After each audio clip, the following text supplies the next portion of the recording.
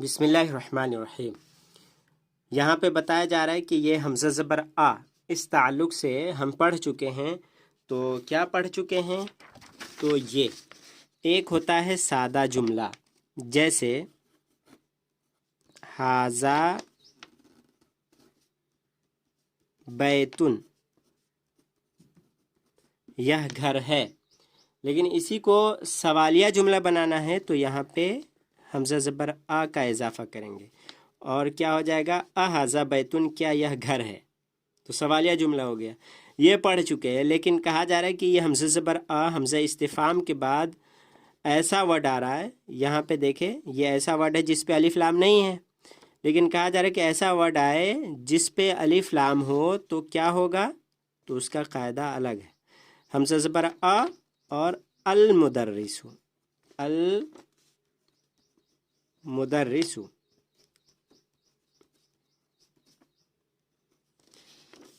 قال لک، المدرس قال لک، کیا مدرس نے آپ سے کہا؟ لک مینس آپ سے، قال کہا۔ تو اس میں قاعدہ کیا ہے کہ یہ جو دیکھ رہے ہیں الف، اس کو ہٹائیں گے اور حمزہ استفہام پہ زبر کو ہٹا کر مد رکھیں گے، تو کیا ہو جائے گا؟ آل مدرس، کیا؟ آل،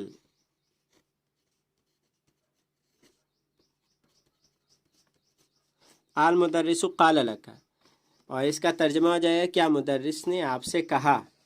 وہی یہاں پہ بتا رہے ہیں، دیکھیں، المدرس قال لک، مدرس نے آپ سے کہا، اور یہاں ترجمہ ہو جائے گا المدرس قال لک، کیا مدرس نے آپ سے کہا، اور English meaning did the teacher tell you. اور الیوم رأیتہ، آج آپ نے اس کو دیکھا، تو حمزہ زبر آ بڑھا کر کیا ہوگا؟ الیوم رأیتہ، ڈیڈ یو سی ہم ٹوڈے۔ آگے دیکھیں،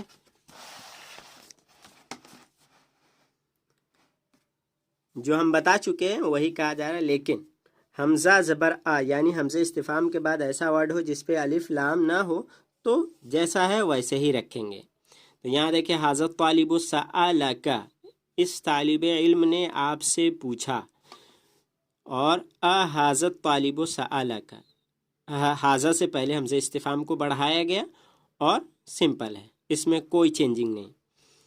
ڈڈ دس اسٹوڈنٹ آسک یو، اور اس میں بتایا جا رہا ہے فائنل یا، یعنی جو آخر میں یا آئے، لفظ کے کسی ورڈ کے آخر میں یا آئے، جو یا، یہ یا ہے، اور یہ یا کبھی کبھی الف پڑھتے ہیں، لکھا تو یا جاتا ہے لیکن پڑھا الف جاتا ہے۔ جیسے یہاں پہ آپ دیکھ رہے ہیں معنن، کوا، یہ دیکھ لے، وا، تو یا جو دیکھ رہے ہیں یہ الف سے بدلا ہوا ہے، یعنی لکھا ایسے جائے گا اور پڑھا کیا جائے گا؟ کوا، واو الف زبر وا، کوا، لکھا ایسے جاتا اور پڑھا ایسے جاتا ہے۔ کیوں؟ کیونکہ یا کو الف پڑھتے ہیں۔ تو یہاں پہ کہا جا رہا ہے کہ اگر ایسے یا کے بعد کوئی ضمیر آئے، جیسے ہو ضمیر ہے اور کاف ضمیر ہے،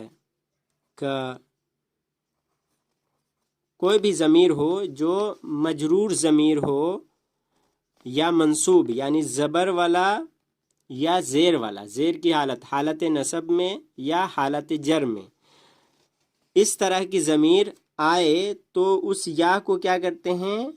الف لکھ کر پڑھتے ہیں۔ جیسے اس نے اس کو دیکھا تو کیا ہو جائے گا؟ کواہو، کواہو، یا جو لکھتے تھے پہلے اب اس کی جگہ پہ کیا لکھیں گے؟ الف، یہی یہاں پہ بتایا گیا ہے۔ تو آپ دیکھیں نمبر 9 میں، معنن مینس میننگ، اور ضمیر کو بڑھایا گیا تو جو یا ہے اس کو الف لکھ کر معناہ، اٹس میننگ، اس کا معنی، اور کوا ہے ہی آئرنڈ، اس نے آئرن کیا، کواہو ہی آئرنڈ اٹ، اس نے اس کو آئرن کیا. تو یہاں ہو ضمیر منصوب ہے. تو یہاں پہ واو کے بعد یا دیکھ رہے ہیں, یہاں پہ واو کے بعد الف.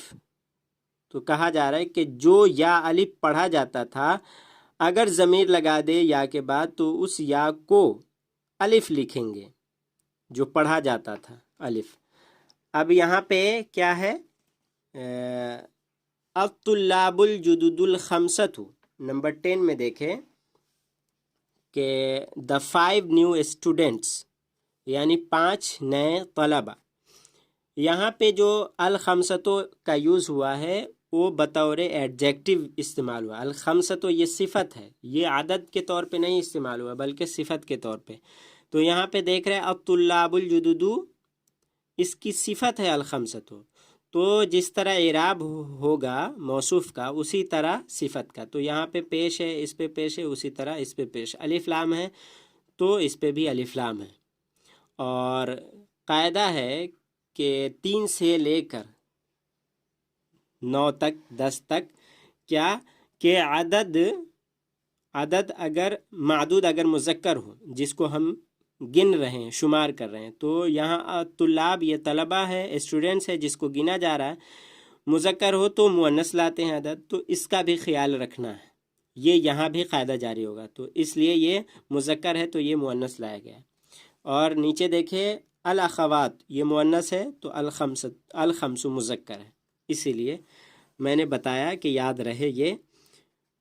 اب دیکھیں اگزامپل, الکتب الاربعۃ the 4 books, الرجال العشرۃ the 10 men, الصحاح الستۃ the 6 authentic books of hadith یعنی 6 معتبر کتابیں.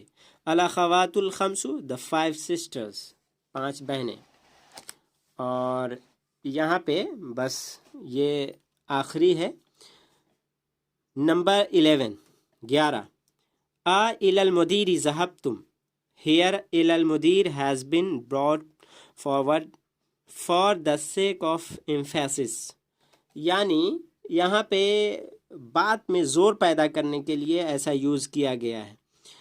یعنی کہنے کا مطلب یہ ہے کہ ذہبتم جو فعل اور فاعل ہے اس کے بعد إلى جو حرف جر ہے جار مجرور کا مقام آتا ہے, یعنی فعل فاعل کے بعد ہی کوئی آئے گا. تو یہاں پہ فعل اور فاعل ہے اور اس سے پہلے إلى المدیر ہے. تو ایسا کیوں ہے؟ حالانکہ إلى المدیر کا درجہ ذہبتم کے بعد ہے, ذہبتم کے بعد لکھا جاتا, لیکن یہاں پہ پہلے کیوں لایا گیا؟ تو کہا جا رہا ہے کہ بات میں زور پیدا کرنے کے لیے ایسا کرتے ہیں. جیسے یہاں پہ دیکھیں آپ سمجھ جائیں گے.